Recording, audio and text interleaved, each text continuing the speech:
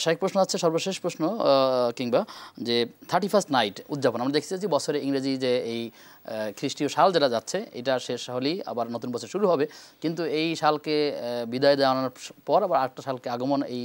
মাঝখানের যে রাত্রিটা উদযাপন করা হয়ে থাকে নানা রকমভাবে, মাদকতার সাথে, অশ্লীলতার সাথে, বেহায়াপনার সাথে, কখনো ফানুস উড়ানো হয়, কখনো আতশবাজি করা হয়ে থাকে। আসলে ইসলামী দৃষ্টিকোণ থেকে যদি বলেন না বিষয়টা কেমন কাছে? আসলে 31st নাইট মানে 31শে ডিসেম্বর আর কি, নতুন বছর আসার, ইংরেজি নববর্ষ আসার আগের রাত্রটা।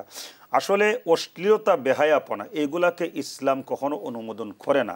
আল্লাহ নিজে বলছেন লা তাকরাবু জিনা, যেহেতু আপনি বলছেন ওই রাত্রে অনেকে জিনার সাথেও সম্পৃক্ত হয়, আল্লাহ বলছেন ওয়ালা তাকরাবু জিনা ইন্নাহু কানা ফাহিশা, জিনা করা দূরের কথা, জিনার ধারে কাছেও যাওয়া যাবে না। তারপরে মনে করেন সূরা নূরের মধ্যে আরো সুন্দর করে সব কিছু ঢুকিয়ে দিয়েছেন একটা আয়াতের মধ্যে। আল্লাহ বলেন